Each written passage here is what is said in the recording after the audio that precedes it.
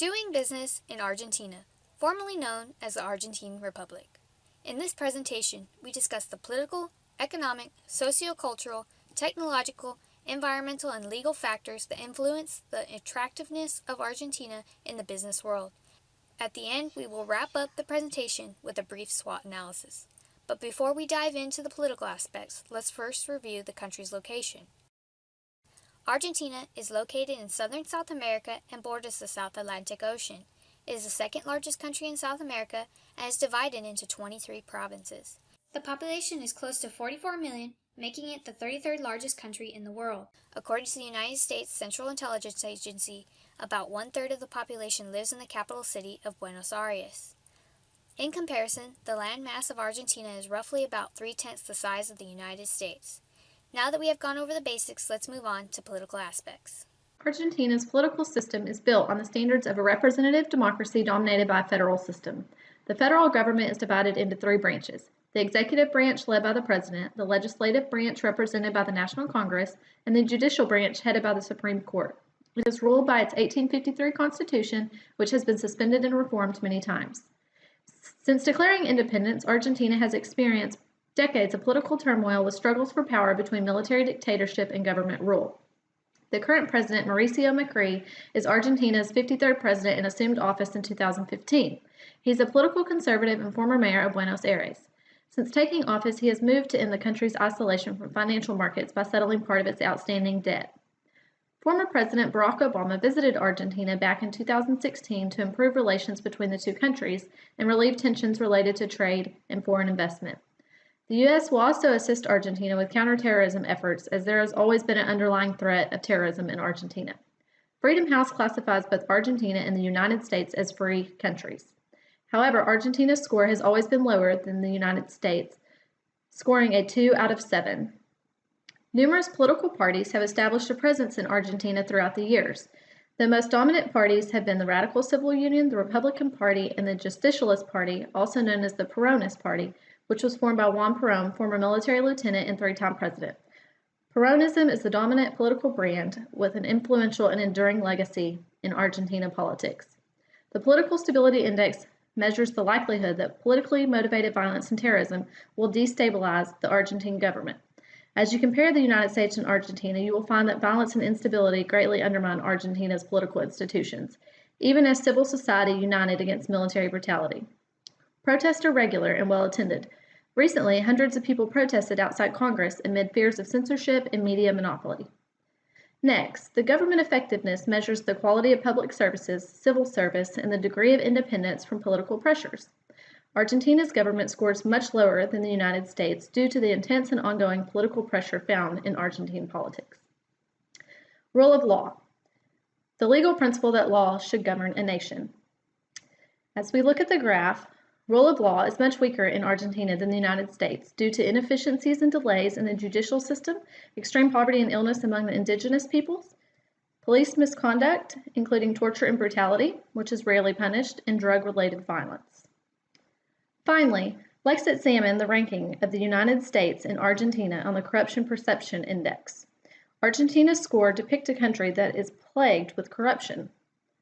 Scandals involving the government, embezzlement, acceptance of gifts from the head of companies, and bribery are just a few examples of the corruption occurring quite frequently in Argentine society. In closing, let's listen to President Macri and his plan to address the top issues facing Argentina.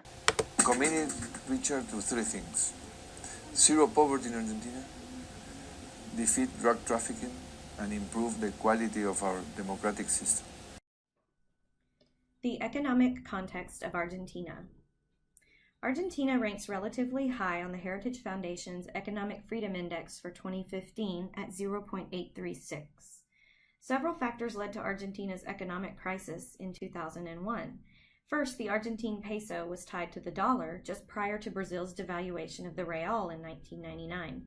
This meant that foreign investors could buy more in Brazil than Argentina, leading to decreased foreign investments and exports. Second, borrowing and debt sent domestic interest rates up, and business credit became too expensive, leading to mass closures of companies. Third, privatization of the service sector in the 90s had already increased Argentina's unemployment and precipitated a recession years before the world crisis occurred.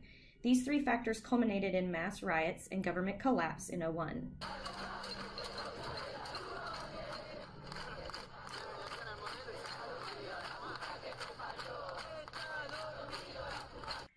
Argentina's economy is the second largest to Brazil in South America. The economic system is mixed with an economic freedom score of 43.8 and a freedom status of repressed.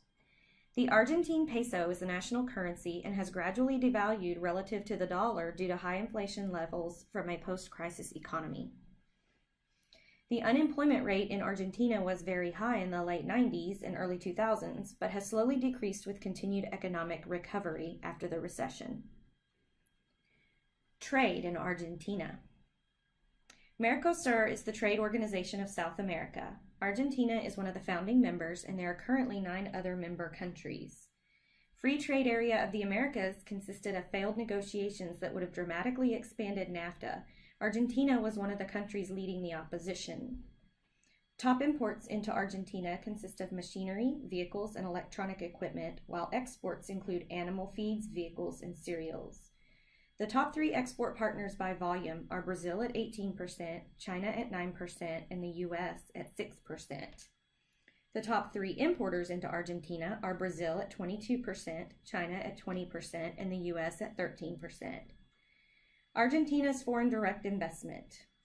Net inflows of FDI into Argentina are much lower than Brazil in the last 10 years.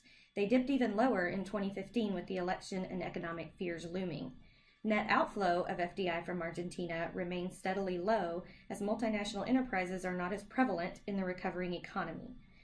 Inward stock into Argentina has remained low but steady in the last decade, while outward stock from Argentina is also low and steady, with very little fluctuations in the last decade. Argentina's socio-cultural aspects. Both Argentina and the United States have experienced a decline in population growth over the past 15 years. However, Argentina's population growth declined at a slower rate than the United States. This is partly contributed to the developed countries having less children per family compared to previous years. The population pyramid divides Argentina's population by age and gender. Approximately 80% of the population is under the age of 55. Overall, there are more females than males. However, the population under 40 consists of a larger number of males to females. A switch occurs after the age of 40 since females tend to live longer than males. Breaking down ethnicities, majority of the population consists of whites who are of Spanish and Italian descent. The remainder of the population are mestizo, which are individuals of Amerindian origin. This is in large part due to the immigration of Europeans to Argentina. Many left their home countries in order to pursue a better life, while others wanted to escape ongoing conflicts in their home countries and to find jobs, especially in agriculture. The Spanish and Italian immigrants brought with them their religious beliefs, resulting in a large number of Argentinians identifying with the Roman Catholic religion. The Roman Catholic Church actually elected a cardinal from Argentina to be the new pope in 2013. On the other hand, people in the United States hold more of a variety of religious beliefs since the U.S. has experienced an influx of immigrants from all over the world. The most widely spoken language in Argentina is Spanish, while most people in the United States speak English. However, there are numerous spoken languages in both countries due to the immigration from different countries to the Americas. Education in Argentina has undergone some changes over the past few years. Based on the PISA scores from 2009 and 2015, Argentina scored lower than the United States in science, math, and reading. However, Argentina has showed improvements in all 3 subjects compared to the United States, which saw a decrease in scores for all 3 subjects. This could be contributed to Argentina's Education Finance Law of 2006, which mandated an investment of at least 6% of GDP to the educational sector, as well as increasing the number of teachers in the country to lower the pupil-teacher ratio. Hofstede's breakdown of cultural dimensions has 6 categories. First, let's start with power distance. Argentina lies in the middle of the spectrum for power distance. To some degree, they accept a hierarchical order while still maintaining a degree of equality among subordinates and leaders, while the United States is more likely to prefer equality. Next up is individualism. Argentina is more likely to work together collectively as a group to accomplish goals as opposed to the United States, which emphasizes independence and self-reliance. Masculinity versus femininity. Society in Argentina, like the United States, lies more towards the masculinity side of the spectrum. They have a preference for competition, achievement, and material rewards for success. Uncertainty avoidance. Society in Argentina is more likely to prefer standardization and detailed written instructions. They like to avoid risks as much as possible, unlike the United States, which are known for taking risks. Pragmatism is also referred to as long-term and short-term orientation. Both Argentina and the United States exhibit short-term orientation. These societies prefer to stick with traditions and don't trust changes. They are past and present oriented. Indulgence versus restraint. Argentinians, like Americans, lean more towards indulgence as opposed to having restraint. They like to fulfill their natural drives by going out and having fun.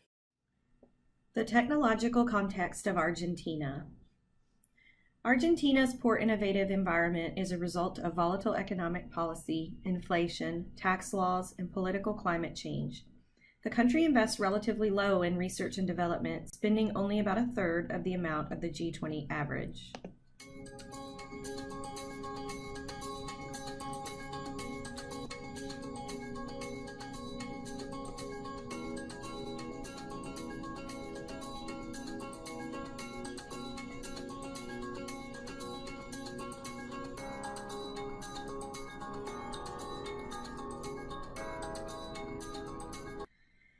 The production of scientific and technical journal articles has remained stagnant in recent history compared to the US, and Argentina has a low number of researchers.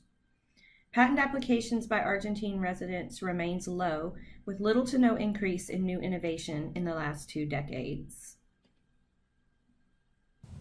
Moving on to environmental aspects. Argentina is the 8th largest country in the world by area. Over such a large spread of variety of altitudes, Argentina is a diverse assortment of natural environments. Andes mountain ranges spread along the border of Argentina and Chile. Then to the east of the southern point of the Andes is the broad Patagonian flatlands. This is a large semi-desert plains filled by grasslands and shrubs. On the Environmental Performance Index, here compared with the United States, the higher the number, the better overall performance. On the Environmental Indicator Score for 2016, Argentina is much lower than the United States in ranks.